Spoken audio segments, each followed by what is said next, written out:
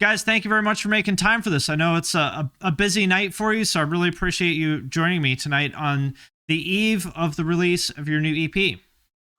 Thanks for having us. Yeah, thanks. Well, so I guess tell us about the EP. You know, it's coming out in hours, so tell us about the EP. I guess it's just technically one song left. One song left, and then the entire record has been released. Well, you really you really undersold it. Yeah. Yeah. Well, you gotta undersell it these days. Well, yeah. So the album technically drops at 9:00 tonight, and over the course of the year, we've been progressively releasing this album as a succession of EPs, and so we're rounding out the final EP and putting it into a collection of all the music, which is Echo, which is out tonight.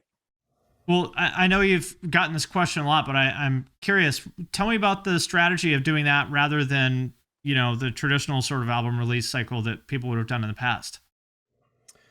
Well, we've talked about wanting to release EPs or release an album in the form of EPs for like several records now. And when we signed with Sharptone, they were actually pretty excited about the idea of just releasing music, you know, every few weeks.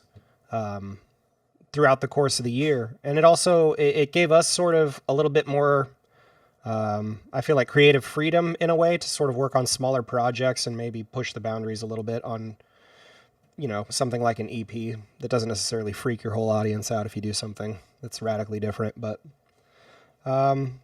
yeah. And then, you know, the joy of being able to work with somebody like Derek Hess on a multitude of EPs rather than just, you know, sitting on songs for a year and a half and then, you know, just one piece of art for the album or whatever.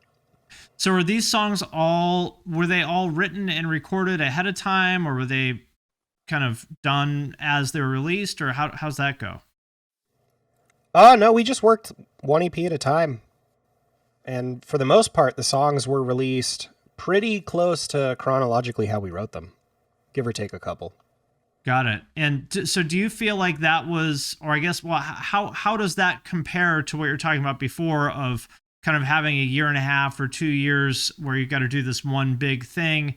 Having done it this way now, how do you feel about the difference in creative process? I think it was definitely more work than we anticipated. Just trying to organize everything. I don't know. What do you think, Tino? I feel like we were able to compartmentalize a lot more and be able to write in a bit more of like a stream of consciousness way, because with it being like, and at this point we all know that it's been weird times, you know what I mean? Like did something happen? As far as like for lockdown and everything, when everything had been shut down and lockdown, what? This is news to me.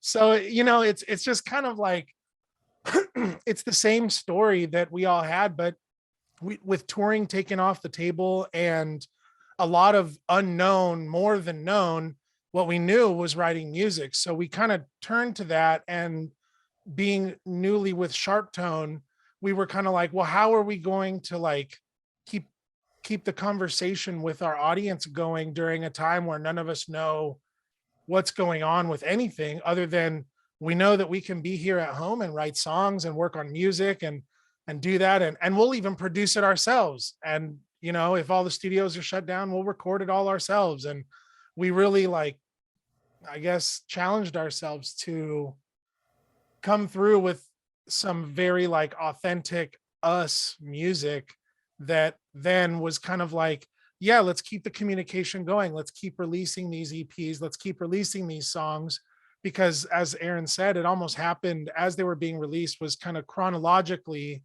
how we were writing them and kind of how we were, I guess, experiencing life, which then translates into our art. Did you change anything? I don't know if it's not based on feedback necessarily, but is there anything that you think you did differently based on, like, say on EP number 3, based on what happened with EP number 1? No, well, maybe to a certain extent, but I think with each EP, like we think of it kind of like how it was kind of told, I guess, as it was released, as like the first one was very like introspective, and like we were really kind of like figuring things out. We didn't know, we had just been shut down and locked down, and we're like writing songs about obsolete and about anchor and about, you know, timeless, and kind of like a certain feeling or vibe. And as we kind of completed that, the shift went to a darker, more angry, more emotional, more visceral vibe. And then as we got out of that, we're like, well, shoot, man, we can't live in the darkness forever. You know, we can't just, you, I don't know. There's only so many songs you can write about hurt and sorrow. And I mean, shit, I don't know. I guess for me personally, but then it was like for the third one, we wanted to kind of move forward. Like, how do you move forward out of like the depths of how you feel, and how like how I guess like your mental understanding of everything, like how do you understand what you just experienced when you've been to the bottom of a dark hole? You know what I mean? Like, how do you change from that? And that was kind of like the third one that I think really bridges the ethereal and the heavy, which is kind of what the first two were. So it was kind of on purpose, but it was as we were working, we were realizing, wow, we're really creating like these different feelings of how we're actually feeling. And then when we're faced with like moving on and moving forward from those feelings, how do we feel after that? And it's kind of like that, I guess it's that journey, and our fans got to experience that with us step by step all year, really. Which, given any other year, I don't know how that could have happened if we all weren't, you know, sitting around and needing something real, needing something like visceral. I think we might have lost Aaron. I'm here. Uh-oh. You're here. Can you guys Okay. hear me? I think my Zoom has crashed because I cannot click on anything and I can't see anybody's video moving. I'm going to leave and come back in. Okay. Classic Zoom. Classic Zoom. We dealt with this a lot. I think we've all been dealing with this for the past 2 fucking years. I know, man. It's fucking crazy, and it's always changing. And that's kind of the weird thing is, again, of course, it feels like Groundhog Day, but we're still here, you know, we're still working on music, and still like it feels good to actually, for us personally, to finally have like the piece of work that reflects where we were, and like almost like kind of scary journey at the time, because everything was changing at all times, and nothing felt safe. And so we were like, shit, what does feel safe is music, and what does feel safe is working on this stuff. And if we can't hang out on the tour bus where we normally do and write music in the back lounge, well, let's turn a Zoom and a Twitch room into a hangout, and like, you know, make it fun and make it feel like it's how it would be. Because normally when we're making music and we're in the studio, we're having a good time, we're enjoying ourselves. It's super sick, you know what I mean, to be able to actually find like record stuff. So now it just kind of like open-ended it a little bit longer than what it would have been had we had like a time frame in a studio or something like that. So the project felt a lot grander, I guess, because the scope was over more time. Aaron looks like he may be having some trouble joining. For everybody watching or listening, Tino and I will just keep talking, and I'll keep an eye on him in the meantime. But I want to ask about self-producing, Sure. which I'll see if he can join us for that. But you guys, he's the genius. Yeah. Well, you can maybe do your best to well, actually, of course. I'll ask. Yeah, well, let's just talk about that. So you guys have worked with a lot of, you know, big producers, you know, Joey and Bendeth, and, you know, like big producers, big budgets, like great studios, all that stuff. So to, you know, make the choice to self-produce is a pretty big change for you guys, that you've worked with absolutely some of the biggest, best people. What made you sort of make that choice and also have the belief that you could do it?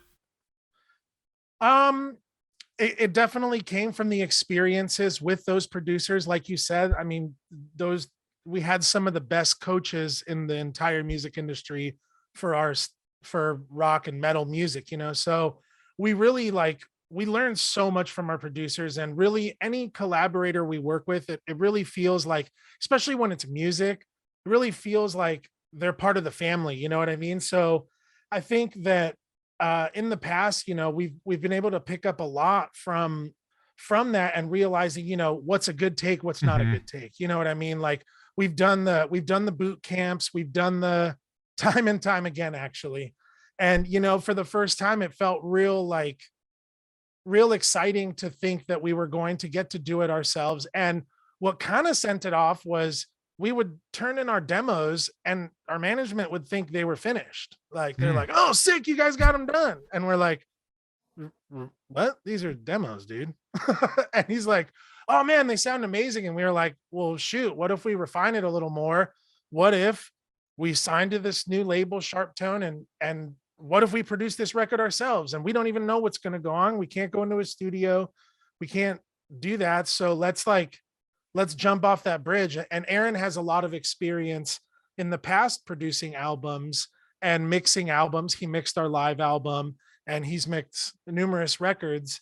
And really, it was something that he felt comfortable enough to not only entrust with us for the performances and everything, but trusting his skills to be brought to the forefront. And I think one of the most interesting things I've heard on this whole album cycle, and I worked with Aaron all the time, but hearing his URM Academy nail the mix thing was just a whole. Shout out to my company. Yeah, dude. Yup. I mean, that was my first experience with that company. I signed up, I got the stuff, I tried it out, and like that was so cool. And it's so interesting to know that now we live in a time where this used to be impossible, Mhm. or if it was possible, it wouldn't sound up to what the standards are. And I think with technology now, we were ready and agreed as a group to kind of like take the leap, and let's dial in everything and make sure that we're that as if we are being recorded by a producer, but we're the producers. You know Mhm. what I mean? So we need to make sure that we're challenging ourselves. And then on the technical side, Aaron really came in and finessed I just think we've got him everything back, to, by the way. I'm yeah, here. to, Hello. awesome. Yeah, Aaron's here. Yeah, He so can pick this I was up. just talking about I was asking about the decision to self-produce. So you came back at a good time. Tell me about that. You guys have been in the studio with some of the best in the business. So it was quite a high bar for you to clear, and you did. Tell me about the experience of producing these. You know, a lot of our pre-production and a lot of the ways that we would tackle making an album in the past, it would always start with pretty thorough demoing and pre-production. When we got Which not everyone does, by the way. Lots of people show up at the studio with nothing recorded. So it is very true. Yeah. And we have a lot, basically we're all DAW guys. Like we're all sort of handy with Logic, and we can create demos and send them to each other and whatnot and work off templates. I think our thought was worst case scenario if, we'll take an honest shot at it, applying everything that we've learned about record making. And worst case scenario, we have really good sounding pre-pro and we can go somewhere and re-record it. But it was very freeing in a way, because I think it allowed everybody not only freedom of access to the projects, you can work on it at 2 a.m. if you can't sleep, and you're not just locked out of a studio somewhere. And at the same time, it sort of allowed for a lot of creative freedom, because we knew that if we were going to invest any amount of time into experimenting with different things, that we weren't really wasting a producer's time by not coming to the studio fully prepared. And that's sort of the difference, I think, when you're self-producing versus working with a producer is... The wrath of Bendeth? Well, just, it's not even that. It's just, the producer's job is to make sure that the album is assembled. And so you want to just give them the parts and then get out of the way, so you want to come to the studio prepared. Whereas when we're self-producing, it's a lot of, it's almost like watercolor, where you can just sort of keep adding colors to it or add water and wash it out. You can sort of change and manipulate things as you go along, and it ends up being a process where the initial pre-production is the actual skeleton of the finalized version of it. Just and so, and you guys recorded everything yourselves on these, even the drums? Yep. That's very impressive. I mean, for anybody who doesn't know, I mean, that's to do, like, you guys can't put out an album that doesn't sound great. You know what I mean? Like, that's not an option. So to record all, like, recording drums is really fucking hard in particular. So, you know, the fact that you guys were able to do that is really, really impressive. Like, I didn't know that you were that good. Like, honestly, I'm super impressed. Yeah, thank you. Sorry, thank you so much. I feel like with the tools and technology now, I mean, because we were forced to stay at home in our apartments and work on stuff, I dug into all the different drum softwares and I got it hooked up to my Roland E-kit, and I I kind of made an album in the future. You know what I mean? Like for a drummer that's like traditionally taught in the sense of like, you know, you gotta, it's the room and it's the this and it's the that. Yeah. And it's like, well, what if you're in the future? And what if you can't access these places? What if you can't do all this? Now try it, you know. And it's Sure. something that was a little bit foreign to me. And I'll be honest about that. I'm very, very late to the game because I'm not me myself being a little bit older, but a little bit old school in that sense, where it's like, I don't want to learn all this new stuff. Like let's just get in the room, you know what I mean? And let's do that. Well, But especially for a lot of drummers, you know, they feel like if it's not, you know, miking up the kit in a room, that's like fake, and that is somehow like removing them from the process or something. You know, there's sort yeah, of a lot of I don't know if it's not ego, but it's like identity wrapped up in that part of the process. I think for a long time, especially working with people like David Bendith, who's like known for his drum tones, you know what I mean? Like Yeah. that was something that I hyper focused with him so hard. Another big one, Josh Wilbur, you know, Yep. a drummer known for his drum tones, known for his drum mixes, like being able to work with them. And then, you know, if we had the access to everything that we would have wanted to do, we would have gone in, you know, my DW, I would have brought in all the snares, I would have brought in everything, because that's part of the fun. But because through necessity, it was forced to be stripped back, I had to check the ego at the door. I had to check everything at the door and be like, yo, you're here. You need to learn this and understand this. And thankfully, Aaron really helped me through a lot of that. And, you know, we really, with a fine tooth comb, which I've also never done in my life, really dialed in the drum tones or anything, because you do that. You trust the producer for that. You know, Yeah. you get your kit in there, you're paying for the 35 microphones, and they're all from Europe and everywhere right, else. You right, know what I right. mean? They Like, all have names you can't pronounce. Yeah. and yeah, you it's gotta like, it's hope like, you don't hit them. Right. and I feel so grateful to have had those processes and to learn all that. But at the same time, if that's not there, how are we going to make music? How are we going to write? And so for me, it was just like a fun and interesting, challenging experience to like check the ego at the door and let's just do this. We got a record to make, we got songs to write, make sure I have all the pads for my bells and my and this and that, and making Mhm. sure that it was true to how I play and how I perform. And it was a fun process that I would totally do it again. You know what I mean? It was super empowering to get to do that, because again, like I said, a lot of that's left up to the producer. And a lot of that's why you go there, is they have the ear, they have that sound. Like I like to hit things hard. And I it was only until the last 5 years that I even thought of drums as like a musical instrument, you know what I mean? And Mhm. playing it musically and using different percussive instruments and sounds and rhythms and stuff like that. So it was a fun process, and through it all, we got to be so meticulous that, I mean, we love what we came out with, and it still like blows our mind that it sounds as good as it does, knowing that some of it came from being recorded on a 2012 MacBook. You know what I Right. mean? Well, Like, hey, dude, people it's make great crazy. records on shittier equipment than that, you know? Yeah, absolutely. Yeah, totally. So Well, it was just, Aaron, what were some of the most challenging parts for you as a producer? To be honest, I wouldn't say there were tons of challenges. I think there was so much creative symbiosis between all of us and between what we all sort of were excited by as we're writing these EPs and songs. Probably the most challenging thing is getting everybody together on a Zoom call and then having Zoom not crash. Honestly, some of the most challenging, that was probably some of the most challenging things was how streaming and routing audio and things like that go. But as far as the actual creative process, I wouldn't say it was tremendously challenging. If anything, we were just really excited off what everybody was bringing to the table, and there wasn't even a lot of friction. It's not even like an exciting story to tell. And they're Right. like, oh, so there was so much tension and friction, and from Like, that came the fire. like those documentaries from the 70s where they show everyone, there's a montage of the band in the studio, like chain smoking and wiping the sweat off their brow and, pacing in the parking lot.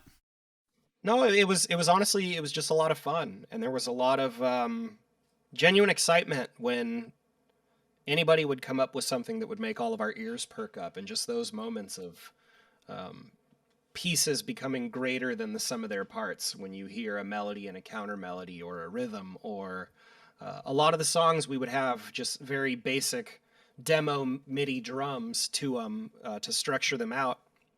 And then Tino would actually send his drum tracks, and it would just bring so much life to it. And I feel like everybody got to really put themselves and pour themselves into the work of creating it themselves. I think there's something special about being the person that also, pushes the button, and everybody did that, and everybody came to the table.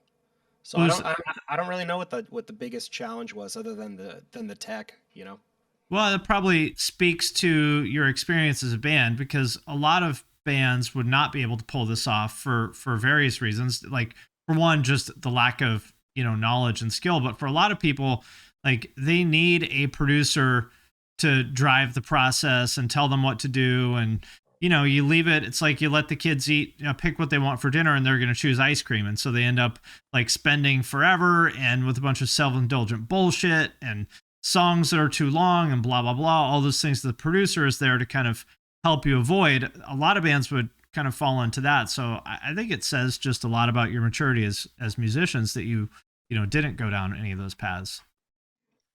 Yeah, and go ahead. And I think I think we have a really constructive way of, nobody ever says they don't like something, and it's been a really long time, I think, since any of us have ever said something about a part where it's like, no, I don't like that. It's always, what if we try this? And we try everybody's ideas about everything, and we always end up with whatever the best part is, or whatever the best transition or effect or anything that we might be discussing. And I think a lot of that has to do with our time with David Bendeth and learning just how to communicate constructively with one another. If you're a bunch of people with creative ideas and visions, and you want everybody to get the most out of it that they can. Ideally, you want everybody to get everything out of it. And I think when you work constructively, especially when you've been doing it, I think as long as we have, I think that's really the core of it. And that's probably why there's really no friction or anything like that. Well, I have a question on that note.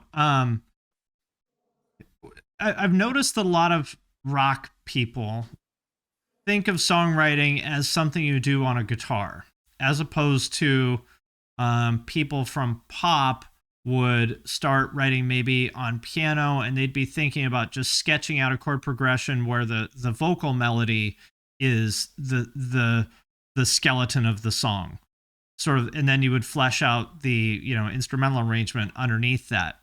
And I'm very interested in that, especially because you guys had a period. I would say you guys have done both of those things. The early stuff was more riffy, and then the Bendeth like rock stuff was more about the top lines. How do you guys think about songwriting in regards to like instruments versus vocals these days? Where do you start, and how do you balance those things?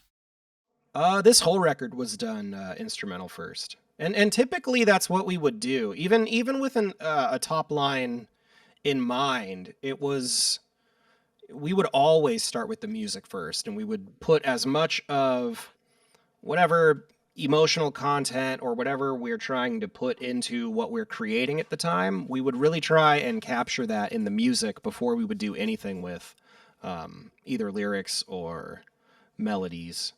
I can't really recall a time where we started the other way around and it was successful. It can be really frustrating because I think all of us express ourselves musically first. Even myself, I always think of songwriting in terms of writing music first, and then my whole objective with vocals is to not ruin it or get in the way.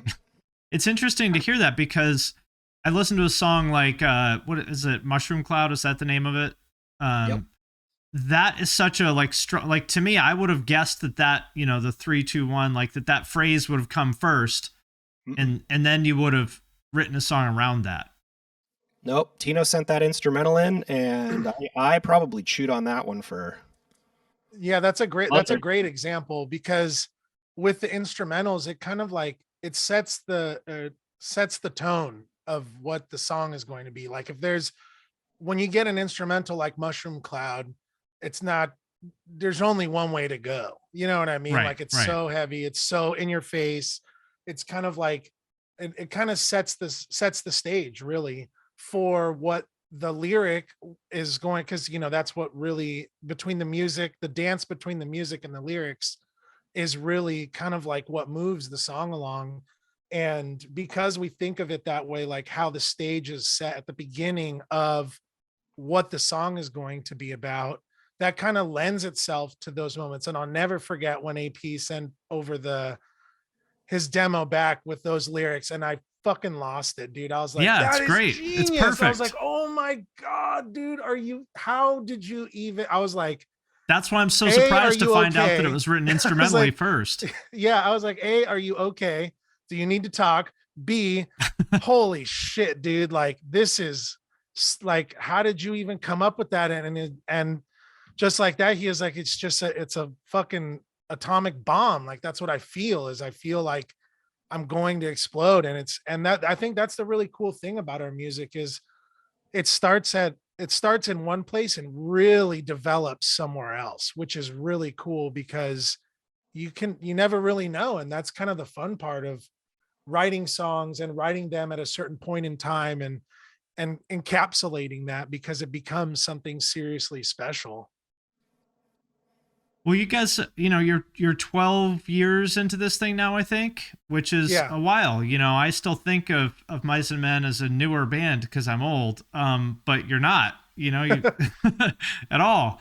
We're old too now. Yeah. The band has changed a lot, you know, but it feels like you guys are very comfortable with who you are now. Yeah. Thank you. Yeah, you know, I honestly, I think it's just you do something for so long a certain way, and then you're forced to kind of stop and retrain your focus and retrain your perspective. It takes exercising a lot of gratitude, I think, too, you know. Um, it's a joy and a pleasure. I look forward to it every time we get together to work on music because I just know something cool is going to happen and something's going to excite me and something's going to give me that same feeling I got playing with my first band, you know, with my friends in the garage. And this was as close to making music that way, I think, as you could get, because it was just the four of us, you know, it was the four of us just in a digital garage. There was nobody telling us what was going to be good or not, but it was, I think, sort of an exercise in not only refining our decision making with songwriting and where to take our creativity, but you know, it was just writing songs. Writing songs about what we were going through. Do you see yourselves doing things this way in the future, or are you going to go back to a studio, or what do you think? I'd like to get back with the boys. TBH, you know, Zoom is nice. For sure. It's nice to know that we could do this, but I could definitely see us doing this, but in person. I mean, you know, up until a few weeks ago, we hadn't seen each other since February 2020. Oh wow. Yeah. So, I mean, we made this whole thing without ever seeing each other. Wow. Being in the same room. Yeah. So I miss the camaraderie of that. But well, would you still plan on producing and mixing it yourself? I'd like to. Yeah. I had a lot of fun doing it. It was a tremendous amount of work. It was by far the most work I think I've ever put into anything. in my life, but I really enjoyed it, and I felt a very deep connection, not just to my bandmates and to our fans, but also just to the process. And I felt like I really sort of reconnected with why I ever wanted to be in a band in the first place. And it was to write my own songs, because music, you know, it affected me like that. It was sort of my most effective way of communicating with the world. So I'd like to do it again. We'll see if I get the gig. That's cool. Yeah, right. No, dude, hell yeah. It was such a cool process, and out of necessity, you know what I mean? And I think knowing that we can do this it's pretty insane, you know, and it came from, like you were saying earlier, it came, dude, we paced around parking lots and everything, you know, we've experienced a lot of that together, you know, and we've gone through those struggles together. And I think because of that, we are able to communicate better, be more mature about things, you know, be more constructive, and channel our energy into what is actually important, as opposed to like super nice surroundings, or like, you know, a Yeah. super nice studio, or what's for lunch, or What they you have know, in the what's this, or, lounge, yeah, man, it's like it's so you kind can of pay crazy, fucking but $3,000 a day. yeah, dude, Can't wait. at the minimum, like Yeah. some of our budgets have been so crazy, you know what I mean? I mean, you And must have saved a fuckload of money on oh this. man, we shan't discuss those things, but I mean, dude, No it comment. really, Yeah. yeah, it But really yes. was. But there was a time and place for that, you know. We Yeah. wouldn't have been able to do that if we didn't spend the money and do all those things in the past. Totally. And that's not Because- to at all discount, you know, any of Of the course, people he of worked course. with or anything. It's just course, like, of course. it Not at is a all. reality that one of the, you know, benefits to this is like that is cheaper. Is you're not spending six figures on a Yeah. recording studio alone. Right. Well, and even if we wanted to at the time, the place where we had done Earth and Sky had closed, or had sold rather. And at the time that we were starting, nobody was going to feel good about having other people in their home. It was like basically right at the start of the lockdown. So Right. it was sort of born out of necessity, but then it quickly turned into of just a full-blown passion project. And what makes me really happy to see is that people really like what you guys have been doing in the past few years. And that makes me really happy. Like, people are really, really into it. Thank you. Yeah, thank you, dude. That rules. It's awesome. It's Yeah, it feels that way. It feels like we're communicating well with our audience, you know, and it's something that we truly enjoy, so it feels natural, you know. Like I mean, even dude, shout out to Twitch, shout out to all of our, I see them in the chat there, you know what I mean? Like, these people were there with us that helped us, you know, and that we listen, and our fans know that we're not doing things specifically for, oh, you told me to change this breakdown, so I'm doing it. It's not that. It's just, it's the communication of like, oh wow, you get, like, we get to share that exciting feeling of stumbling up, grabbing a riff out of thin air, grabbing a part out of thin air, and just being like, this didn't exist 5 minutes ago, and somebody else was there to witness that. And it's like, it's a really like a humbling thing to know that we're speaking the same language as our audience, because what excites us excites them. And like, and we're still so I guess we're still so trying to figure out life and being human and being, Let me know when you being figure it adults, out. and like, it's like shit is not figured out, but what we can figure out is our music and how we communicate. And I really think it starts within the band, and we really, you know, our group text is always going, and we're always communicating, and with our team and everybody involved, you know, we're very hands-on with our life in this band. And it's come from just living through it, you know, and experiencing every album and every tour and every single like exciting thing and every single terrible thing, you know, and then getting sidelined, and us really like, well, let's hang out on Zoom. Like, we need to talk. Like, we got to hang out. Like, it was like so necessary for us to get together when, you know, we've really created a really strong bond. And so to be able to find that virtually, and to be able to communicate that way, and then have it be with our fans, and know that the music we're putting out is true to us, exciting to us, and in turn excites the fans. That's just, dude, that's everything, man. Like, the fact that we can still do that is incredible, but it's because we listen too, Yeah. and we love, and we're always listening to new music and always like having fun with our genre, and not our genre, but like, metalcore, Our genre. our genre, but like, metalcore's pretty niche, you know what I mean? Like it's pretty like in its own vein, and it kind of changes over time, and it's kind of fun to mature with it and to have fun with it. And as cliche as maturing with it sounds, we're in our 30s now, you know Well, what it I would mean? be Like pretty what? sad if you were still the same person you were 12 years ago. Yeah, man, no way. So yeah, it was a great process, and I don't know. We'll see what happens next, because as things continue to change and whatnot, like we're still kind of like in the realm of what we're releasing now, and we're kind of always working on other music too. But again, that kind of stays in the realm of us always kind of working on stuff and communicating and being excited about riffs and being like, yo, throw some sauce on this, dude, check this out, mix this, let's put this part in there, and kind of like that that is always going for us. So it just kind of feels natural that like, oh damn, so now we could put these songs out and like the label gets stoked. Like, Right. wow, that's like a huge, like, we're proud of that. That's pretty incredible that like that it can be of that caliber, and it's us. Well, Sharp Tone is very forward thinking and embraces that kind of stuff that maybe some other people wouldn't. So, it's fortunate that you've got the right partners. Oh, absolutely. And that was not only their allowance in being on board with us doing it, but their genuine excitement about trying something different. That was part of the reason we signed with them. That was something we talked to them about literally in the very first meeting we had, and they were excited about it, and we're like, all right, let's go. The rest is history, as they say. Yeah.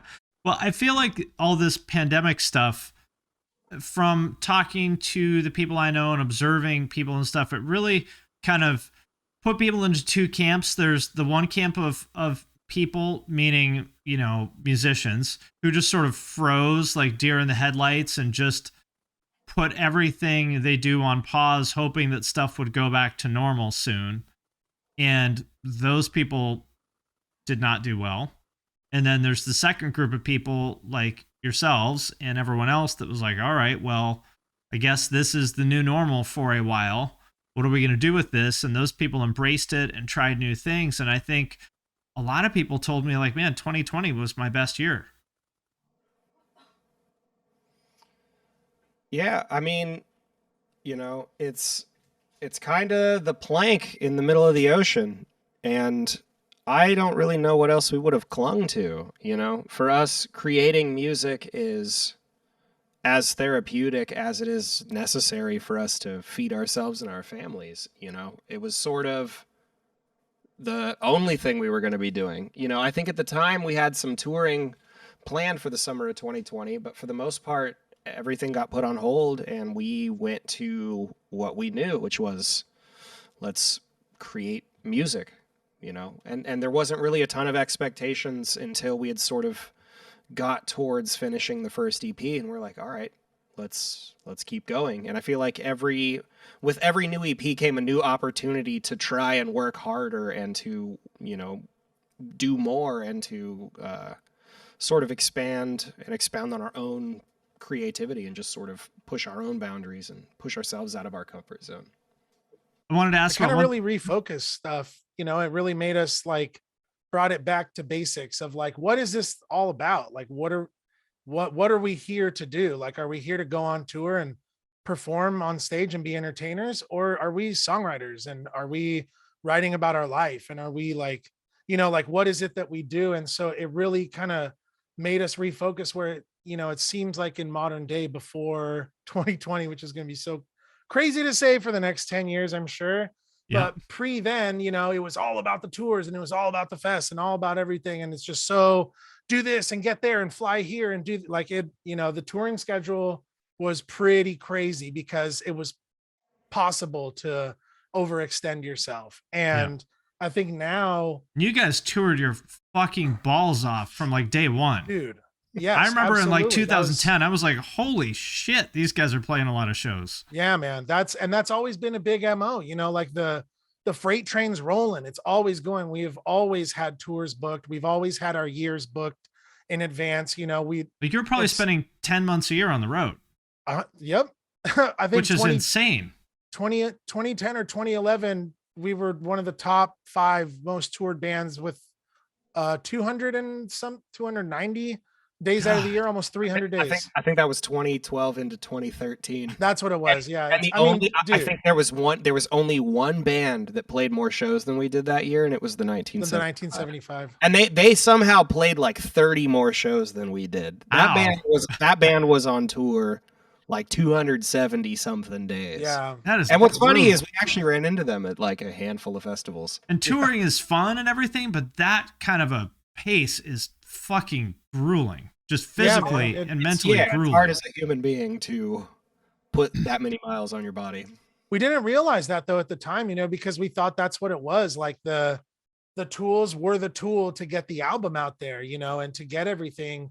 It was just different times, and it felt like if we weren't doing that, we were like hosing ourselves, you know what I mean? It felt like, oh shit, like if we're not on the road that many days out of the year, we're doing not only ourselves a disservice, but our fans, because we got to be out there. And it was so kind of like, we're not playing that night. Somebody else is going to be playing. Yeah. And it was weird that it had taken a focus where realizing it was like, man, like that is some people's whole bag, you know, it is all touring, you know what I mean? And it is something like that. And so what happens if that goes away and it may not come back for years? Yeah. You know, and we were like, well, shoot, now it's back to basics. Like, thankfully, we really felt like we would be one of the bands to come out of this no problem, because we're always writing, because we're always kind of like keeping the creativity going.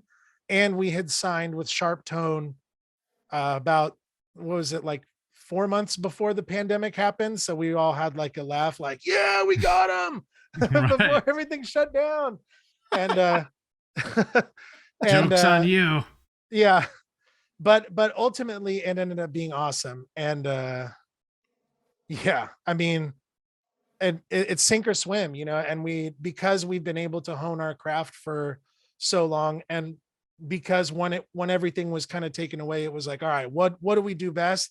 Let's write some freaking metalcore bangers. Like, let's have fun with this. Let's do all the things that we couldn't do before. Like, write the crazy drum parts that most producers are like, dude, you don't need all that. Like, the vocals are going, they're sending it, you know what I mean? And just from stuff like that to crazy sounds and removing parts and making stuff change. Like, we felt like we were really in control of that. And our creativity was really flowing where, you know, not many bands, I guess, are able to do that in the same way, but I guess that's kind of what makes us special. And what I like most about our band too, is our ability to do those things and remain creative during times when it's not like the traditional sense of, okay, we're going away to write. I don't think we've ever like done that. It's always been like, yo, I'm really vibing with this here. Check this out. And it's like, whoa, all right, let me check this out. Let me work on some of this. And then it's kind of like an ongoing project, as opposed to,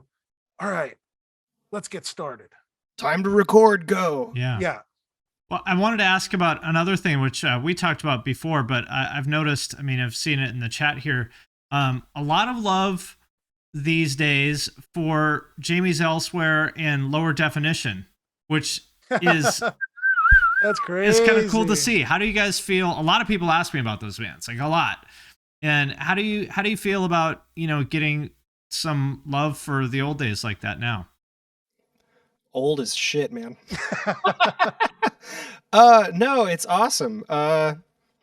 Those were the days of literally creating songs as just a pure expression of yourself and whatever you're going through, and there was no thought of any legacy or future or anything with any of that music. And the fact that, you know, 10 years later, 15 years later, it can still find its way to people. You know, the age-old cliche is music is the universal language. We use language to communicate. The fact that somebody can find a very immature and honest and raw expression of yourself 10 years down the line, it's like the closest thing to like a message in the bottle, like finding one wash up on the beach, you know, and every now and again somebody will come up and say something about it, about like, oh, I just recently discovered this, and it's a trip. It just it always makes me grateful for the journey, man. You know? But no, but for real, that's probably as concise as I can put it. It just feels like someone finds your message in a bottle and writes you back, and you're like, holy shit, someone found this.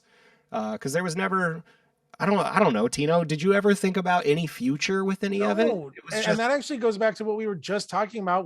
Wasn't it hurry up and record, to hurry up and get on whatever tour you could, to like get out there and get in the van and like get to the venue and eat cold shitty pizza, and like, but you played, you know what I mean? You went out there and you showed what you were and what you had to offer, and what this like hardcore scene was about, because there's so many different like factions, but you know what I mean? Like the stuff that inspired us made us want to get in a van and hang out with our friends and work on music and do all that. And I think the fact that we're able to do that with bands from our like early stages, like Lower Definition was my band in high school. That's from like early 2000s. So like we're like super vintage. And I remember handing out demos in the quad at lunch, you know, and people were like, oh my God, like, are you guys like black metal or something? And I was like, at the time, that's what it probably sounded like. You know what I mean? Like, no, we're just bad. Like... But you know what I mean? Like it's a crazy journey with that, and knowing that music resonates with people from that time, and then being able to create new music and have it still kind of resonate with the audience. I think we couldn't have done this at another time. You know what I mean? That like we've had to have made some records and done some things, and there had to be some time before we were, all of us, able to, I guess, revisit that chapter and to be able to do something with meaning that felt like, you know, that felt honest for it. That's not like I don't know, that wouldn't be just something for like reissuing or, you know, whatever, that it was like, well, we still have something to say. There's still some creativity that we want to explore. And I know it's been a joy because Aaron's been mixing and mastering that too. And so getting to work with him on, and who I've become so incredibly close with, like Aaron and I talk basically all day, every day. And to be able to work on our musical projects, you know, like that, it's like, it's super cool, dude. And it's different parts of life that have kind of like come back and with music, it keeps it all related and it keeps it all fun and exciting. For the record, New Lower D is so fire. It is so fire. I love it so much, and I enjoy working on it. It's fun, dude. It's just sick. It's being creative is awesome, and writing music is sick. Cool. Well, that sounds like a good note to end things on. Thanks again for joining me on the eve of the EP release. Any words of wisdom or anything else you want to leave for the folks before I let you go? I want to thank you for not only just like covering our band and championing us and our music, but for all you do for music and for sharing so much about the history of the scene, and for just being a generally good, positive, creative force in the scene. Absolutely. I appreciate that. Thanks for your work. I appreciate seriously. that. It's a pleasure to have the interview, and it's, you know, it's a pleasure to have you along for the journey. You know, we've gotten to talk a couple times, and you know, you've lived it, you've been there, we've been there. You know, we've kind of all seen it from our own ways of growing up and being engaged, but like, we love this music forever. You know what I mean? It's not a phase, Mom. You know what I mean? But like, we're now old enough to where, we said it wasn't, and we're still here. And it's something that's really meaningful to us to have people that are in our circle that, you know, we enjoy talking to, that we enjoy hanging with, that know, you know, the history, and that know like back then in the early metalcore days and stuff. I forget if I told you this, but I did a story for Substream like 10 years ago when Jerry was the singer for 5 minutes. Oh my God. I remember you bringing something like that up, dude. Yeah. That's awesome. So, and you know, that was 10 years ago, and here we are. Yeah. So yeah, man. Well, yeah, dude, thank you so much. And our album Echo is, it's about to be out. And thank you to And your viewers for tuning everything's in. there. All right. Well, Yeah, thanks to the viewers and listeners. good luck and talk to you soon.